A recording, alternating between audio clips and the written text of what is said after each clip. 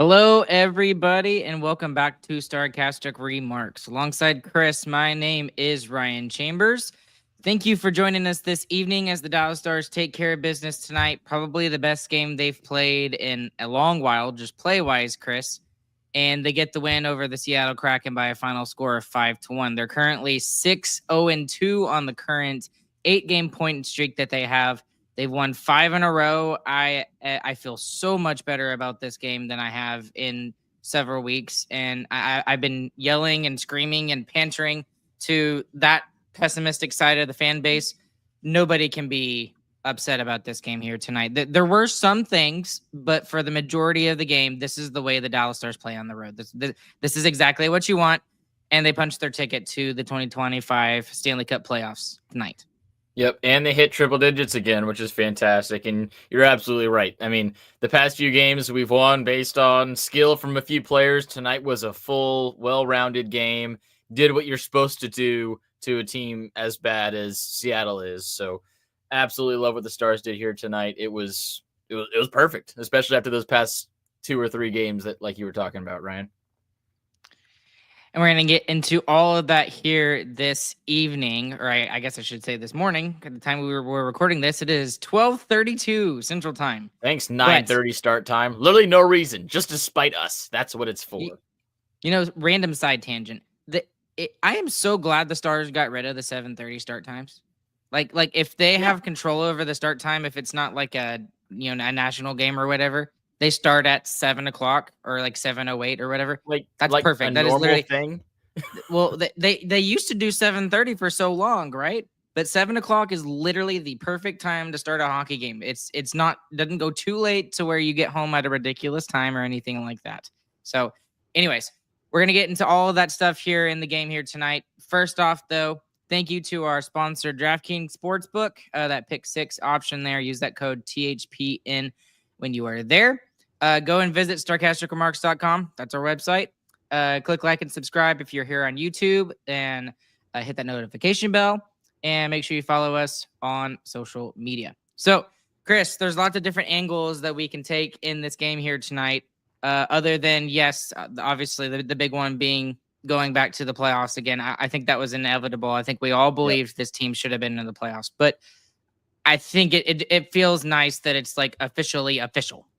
Yep, absolutely. And it's for the 4th year in a row. It's the 6th in 7 years, I think is what they said on the broadcast. So it's great that this has become just a side thing for, eyes wide. Put the super chat on there, Ryan, because that's ridiculous. Gonna interrupt the podcast. Way to go, Ryan. Thank you, Ryan, for the very generous chat over here, super chat, $49.99. Thank you so much. Got a bonus at work today, and we're hype. We clinched a spot. This game was so good. Seguin skating, Miro skating, Rantanen going. Vibes are high. Be sure to share this super chat with James, Dallas Stars. Yep. Absolutely. Thank you, Ryan. That is awesome. Way too generous of you. And let's dig into what Ryan said, because I mean, he deserves a whole podcast for that kind of a super chat. So we'll just listen to what Ryan wants us to talk about. So, all right. So, well, I mean, we could talk about Seguin and Miro skating. Those are big ones. Yes. So for those of you that are unaware, Seguin that's not really news. He has been skating at some morning skates. He's currently on the road trip right now. And then we got the news today from Pete DeBoer via, morning skate, press conference that Miro Seguin is currently skating in Frisco. So that is very good news to hear. This is about the right time, I would think. Yep.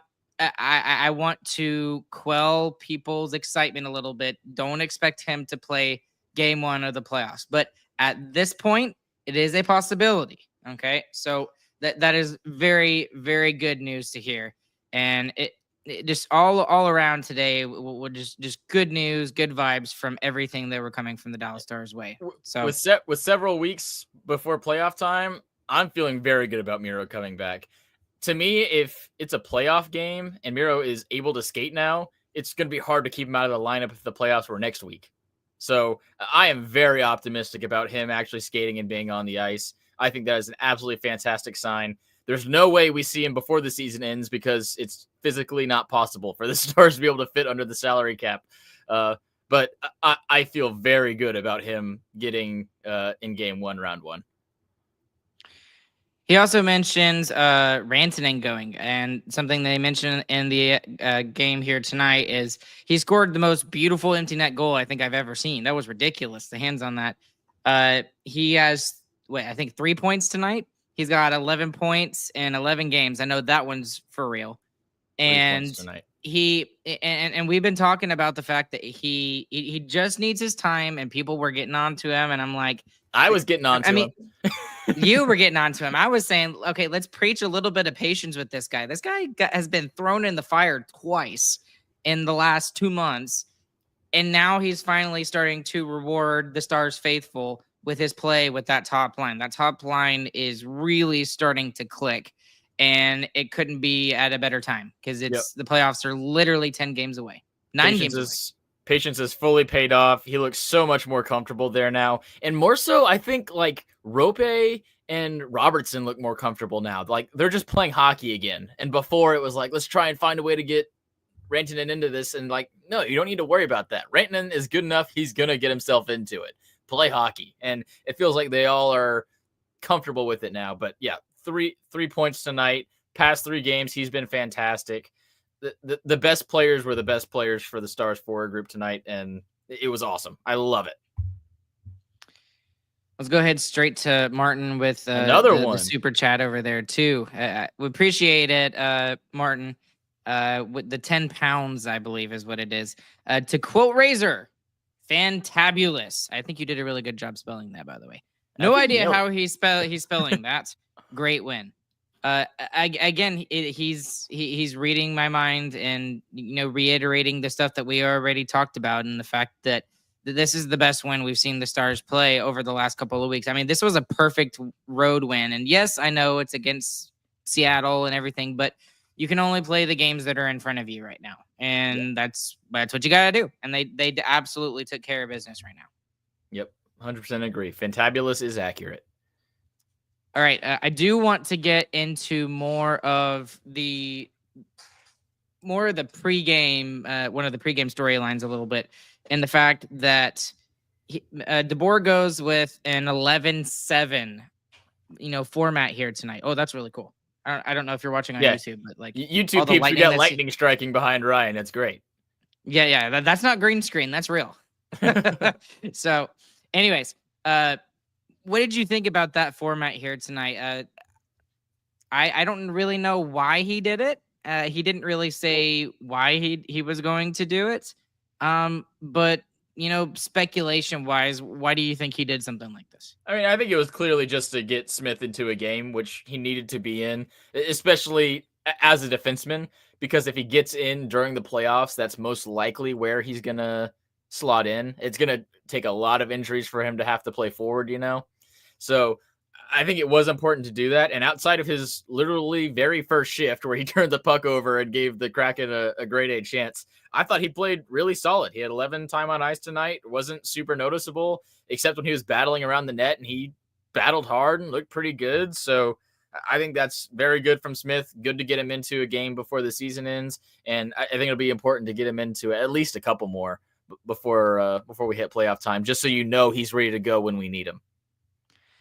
I'm just a little bit surprised that Brendan Smith was out as long as he was, considering how much crap that the Bischel Dumba pairing is kind of getting. And he's not like a top 4 pairing guy, but he is a guy that you can plug in the bottom pairing down there when you've got a lot of injuries. And it's also nice to take a look at the Stars team. And if for whatever reason the 12-6 format is not working, the 11-7 format works perfectly fine too. That's the other thing I wanted to get to, is that it helps to get your top players like Robo and Rantanen in there a little bit more. Robo got the goal playing with the fourth line, quote unquote fourth line. So that works fantastic, especially for a team that is consistently rolling 4 lines the way the Stars like to do. Rantanen is used to playing over 20 minutes when he's with Colorado. So coming He here, hasn't he's done that taking once. right. He hasn't With happened Dallas, once yet, and he's taking 3 minutes off his time on ice every game. So he's probably a little antsy to play more too. So getting those guys more touches, more ice time is a really smart idea, especially if you're like having trouble scoring goals. Why not switch it 11-7 and roll with those guys on the bottom pair, especially when Bork is there and Steele. It feels like it's perfectly capable of producing offense, especially when you got a weapon like that on the wings. I think it was also good because I halfway expected them to use Brendan Smith in a forward role tonight. Yeah, I And agree.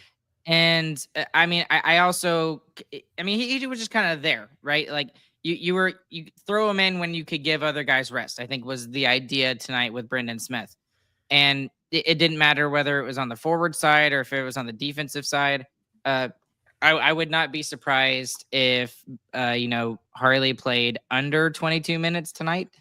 He played just under 22 minutes. He played 21-17. Look at me. I Nailed did it. not look that up. I swear. So that's another huge reason because he's been playing lights out with the amount of minutes that he's been doing. It also takes Essa off the ice more, which is good for your long-term power play success. And again, like you said, Chris, it gets your top players just, one or two, maybe three extra shifts in the game.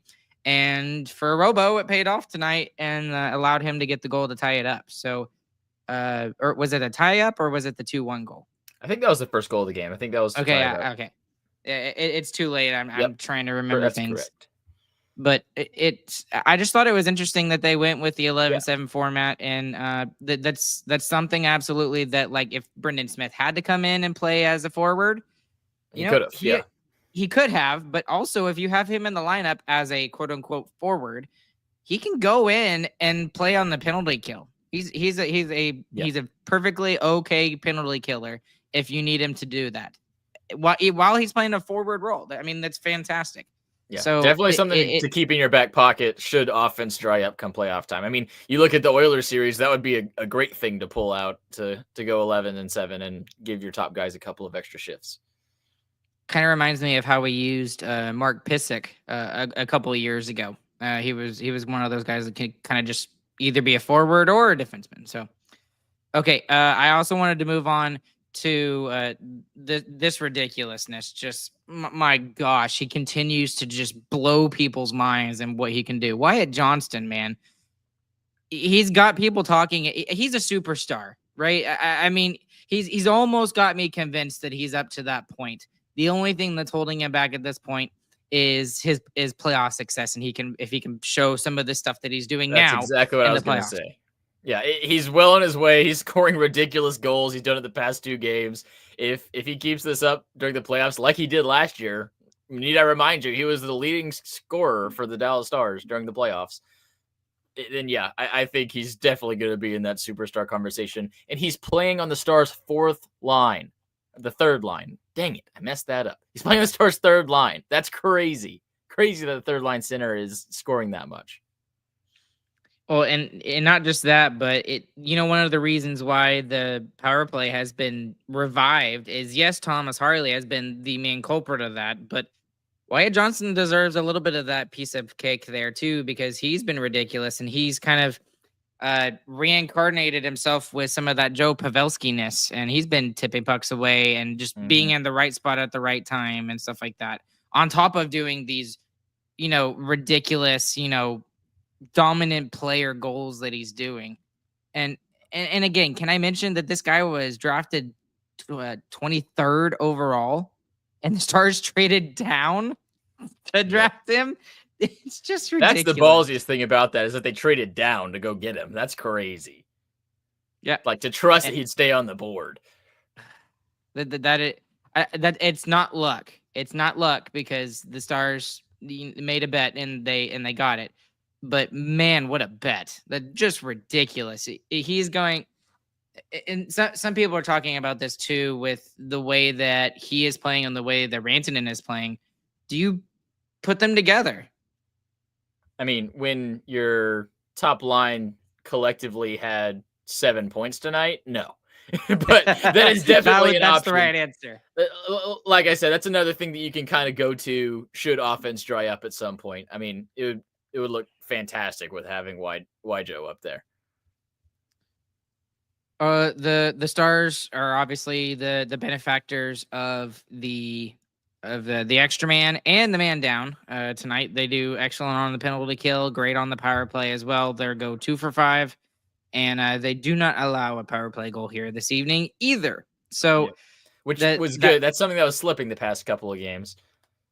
Yes, especially on the penalty kill side, especially yes. And with all of this, I don't want to say this is a warm up because that's not fair to Seattle. Seattle just has had a rough year. Well, not with the way the Stars have played lately. Anything is up in the air for them right now, but it does feel a lot better that they're able to take care of business here tonight on the special team side. The one other thing I had, Chris, and I'm sure there's something else that we'll think of as we're talking through all this stuff, is I do want to talk about Bischel a little bit in a couple of different ways. First off, what was your thoughts on his fight? I mean, the dude had 7 inches on him, I think, according to NHL.com. So, yeah, I mean, rough to pick a fight with the guy half a foot taller than you, and it showed because he couldn't even stay on his skates whenever Bischel actually grabbed him. So that was awesome. I loved it.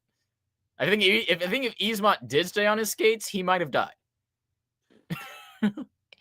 Acemont is one of those players. Is that how you say that? Acemont. Yes. Like so, and he's bounced around the last couple of years. Like so, he was with San Jose, and when the Stars would play San Jose, I really liked how he played. He very reminded me a lot of the way that Antoine Roussel used to play back in the day. And I guess Tampa thought the same way because Tampa traded for him at the last trade deadline. He played with Tampa throughout most of this year, and then he gets traded to Seattle here at the trade deadline this year. So, I wouldn't mind him on my team, but I mean, he's ballsy for doing what he did. I would not do that. I would not even a question. I would run the opposite direction.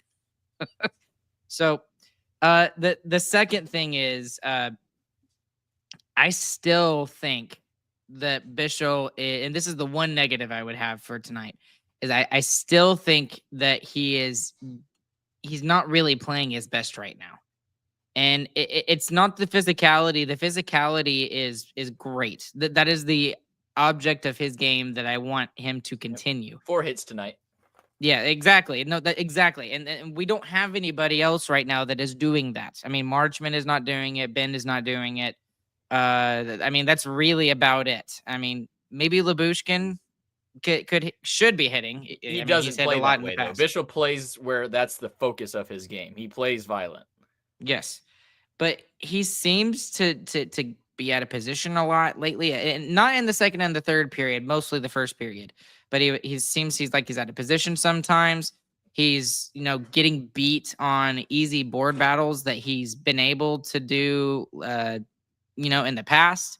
I mean, I saw, and I know it's not fair because it's the AHL, but I remember watching him in the AHL in that game that you and I watched, and he was just. There was no doubt that puck was going to get out of the zone with him down on the corner. And he's not doing that as much as he was a couple of weeks ago. So as the local Texas Stars expert of this podcast, am I just crazy, or is that something that you are noticing as well? Or is it just, something that it's a long season and he's just kind of getting tired at this point? I mean, what's the deal?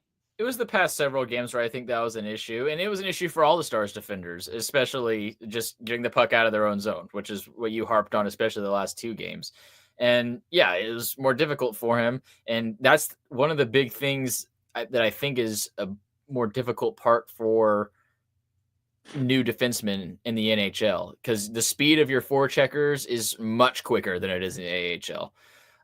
And the other thing is the gap control. So yeah, he's been burned a couple times because there's some quick players in the NHL, way more so than the AHL. So those are things that he's going to have to learn here. I mean, he's not going to see that in Texas. So it's definitely something he's got to work on, but you also have to remember he's your bottom pair defenseman. That happens to bottom pair defenseman. That's not abnormal. He's also a rookie. So he needs some time to get better. He's going to get better. And I wouldn't worry about it too much, especially when we potentially have Miro Seguin coming back and Dumba's playing so good too. Like if it becomes a problem in the playoffs, we got a replacement for it. It's not going to be an issue. And by the way, I'll go ahead and pull up. I'll just go up through some of these comments because there's a lot of comments about Bischel here. Ryan saying Bischel next year could be insanity. I mean, I think an off season will do him good, and yes, you know, and especially a training camp where he feels like he's solid. Earned the role, like he's there. I think he will feel a lot better about that. Let's see. Bischel just isn't thinking super fast. I'm afraid the game is too fast for him still. Worried about him in the playoffs a little bit. I am too. That's the exact right thing to say, though. It's the speed. That's what he's struggling with. I 100% agree with what Zachary said there. But that's something you're going to catch up to. I mean, the more and more games you play, the game is going to slow down more and more, too. So he just needs reps. And he might not be all the way up to speed come playoff time since he's only came in this back half of the season. But like I said, we got backups for that, and I think he's going to get better and better. And then James over here, he's chained to Pylon 2.0 for Christ's sake. Obviously, I'm assuming he's mentioning our local favorite defenseman, Matt Dumba. But I'll push back on that a little bit. I don't think Dumba was as good tonight as he has been in the past couple of weeks. But you know, for the most part, for the last couple of weeks, it's more been Bischel has been the pylon than Dumba. And tonight, I think at both points, they made really, really rough plays, not very good plays. But I got to push back on James a little bit. I don't fully 100% agree with that. Yeah, I think Dumba's been a lot better, and it's not super surprising. A veteran player has decided to start playing a little bit harder come playoff time or near playoff time. So, but that's only good for Dallas. It's good to have options for your bottom pair guy, especially considering last season when we only had 5. So that's a good thing. And then Ardell, last comment on Bischel here. It's hard for experienced defensemen too. Defense hard. he didn't even mention the is. Just defense hard. I don't think anything in the NHL is really easy, so I agree with that. Yes. Actually, you know what? I'll throw this in too because Ryan said something good about this. I've actually liked Dumba on power play too. The one thing that I think Dumba has going for him on the power play is that even if it doesn't look like there's something there, he at least shoots the puck.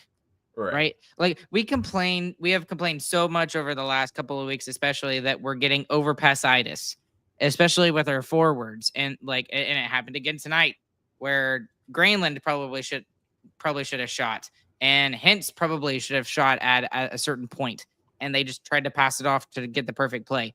Not Dumba. The Dumba, he when he gets the puck on the power play, it's going towards the net. And in fact, on that last power play chance, he had Duchesne right on the face-off dot, wind it up for a one-timer, wide open, and he shot. So Dumba will shoot every single time. I agree. Yeah. So that's just me. But can you imagine Miro comes back and he's your number 2 power play guy? Oh man, everything on this team rides on whether or not Miro Seguin is back. Like you go from cup contenders to cup favorite if Miro Seguin comes back in game 1. Man. No, hearing him skating is just so exciting to me. They are the cup favorites according to a lot of betting sites because of the Rantanen deal, and that's without Seguin and Miro in the lineup. Yeah, and Seguin's coming back even sooner, most likely. Yes, man. And okay, I'll ask one more question. Everyone's right. It this. Is good vibes tonight. All those people are right. Yes. Last thing about this, and this is the big question because we're talking about Miro, and we'll kind of blend it all up here. Who comes out of the lineup? Is it Dumba or is it Bischel? I don't know. If you had to take a guess right now, I would say Dumba. I think Bischel brings the physicality that is important for this team, and this team is not a ton has changed, but it feels a lot more physical than last year's team. Last year's team got pushed around a lot more, and it feels like these guys can stand up to it a little bit better, dish it back whenever it comes at them, and then get back to their game. Last season, it was just taking a beating constantly, and that'll really show come playoff time too. That'll be the real decider on if that's true or not. But having some meat back there, punishing smaller forwards who finish their check, not realizing that it's Bischel that they're finishing the check on, I think that's going to be good. So I think his physicality alone is worth having him on the ice.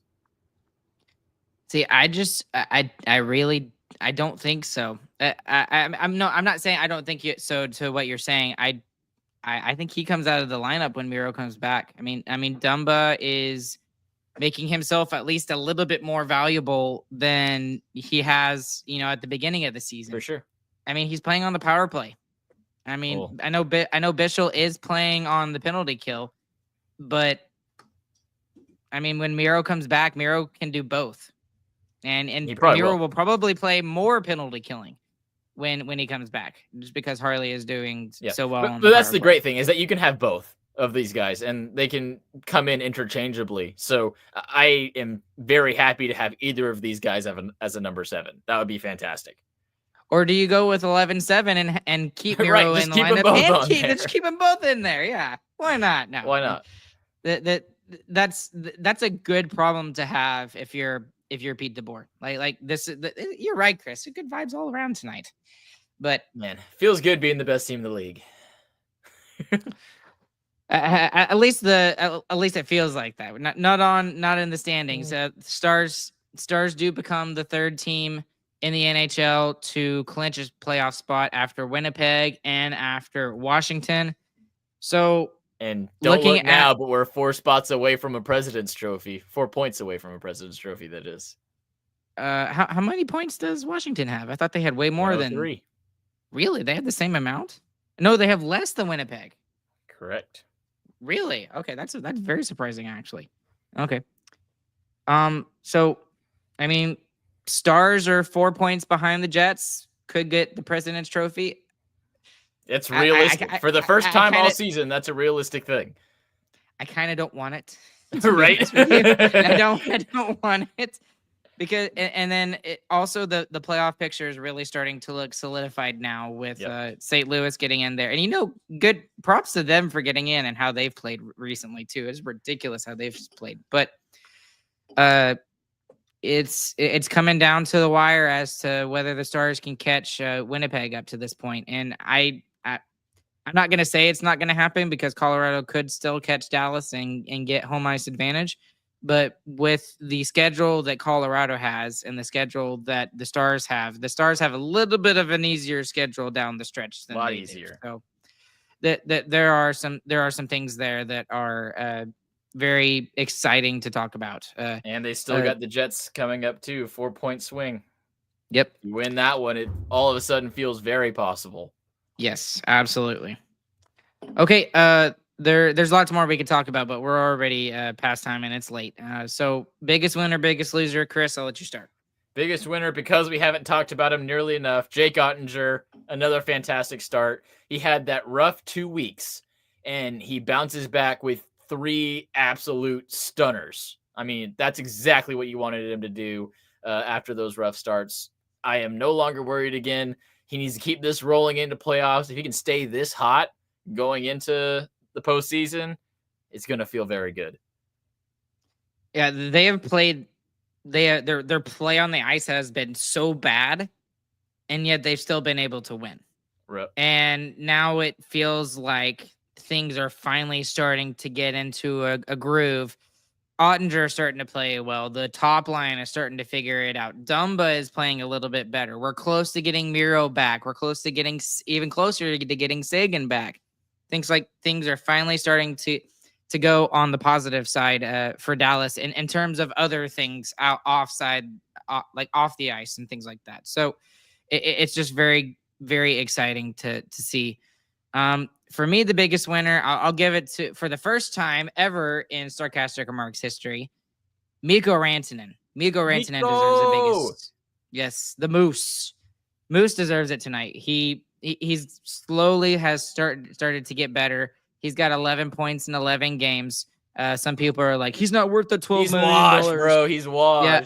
And I'm like, well, joke's on you. He's not making $12 million. Let's see those Carolina people post his points now. Yes, exactly. Right. And talk about our record with him now. And now we're 6-0-2 with him in the last 8 games. So, and how has Carolina been doing? Have you been checking in on Carolina? They're still tearing it up. Yeah, of course they are. I'm very quietly in the closet been following Carolina because of my boys, Logan over there. But they've been tearing it up as well. So we'll have to wait and see how they do in the playoffs too. A couple quick. Biggest loser. Biggest loser first. Acemont? Is that how you say it? Acemont. Acemont. I was corrected. Horribly spelled name. Acemont got thrown around, looked like a little baby. Yeah. Good job, Bischel. I guess I'll say the same thing because I don't really have another one. That was gonna be mine too. I tried to think of something different quick, but Acemont. He deserves it. But at the same time, he's the biggest winner because he's ballsy enough to take on a guy that's enormous. And I think Bischel has 40 pounds on him too. Ballsy can be synonymous with stupid, so we'll tip that needle to the stupid side. Oh, quote of the night. Ballsy can be equivalent to stupid. I like it. Okay, couple of quick shout outs. James, pray for me, Ryan. I have UIL concert and sight reading on Monday with my high school band. Nice. Good luck to you. Good luck to you, James. For those of you that don't know what UIL concert and sight reading is, that's basically like band's standardized test. That's the easiest way I can describe what it is. So good luck to you, James. And then also I want to give a quick shout out to Eden from Australia and her 2 boys who are very loyal listeners of the show. And I just want to say, I hope you guys enjoyed the game here tonight. It was awesome to see that you guys are enjoying the game over there in Seattle. So again, shout out to Eden and her 2 boys. So yeah, shout out. Yep. Okay, that is gonna do it for us here this evening. Thank you guys so much for following along with us live. There's even more of you that are listening afterwards. Y'all are crazy. It's 1:00 in the morning. Go to bed. Go to sleep, guys. Go to sleep. And as always, thank you to our sponsor, DraftKings Sportsbook. You're welcome. You're welcome, Eden. And that their Pick 6 option, THPN is the promo code there. Starcasticremarks.com is the website. Starcasticremarksshop.com is the merch store. If you would like to help us and support us monetarily, join the Who Cares Club. $5 a month. That's basically just it. Literally, mostly it's just gas money for me to get to the American Airlines Center. I'm dead serious. I know, Chris, you made a joke about that, but it really, truly is kind of that. But and then as always, follow us on social media. Click like and subscribe on YouTube. Follow us also on the audio side. Leave us a 5-star review. Alongside Chris, my name is Ryan. This has been Starcastic Remarks. Thank you all so much. We hope you guys have a good, fantastic morning, afternoon, evening, whenever you guys are listening. Chris, what have you got for us? Ryan Gardner is the king of Starcastic Remarks tonight. GG, boys.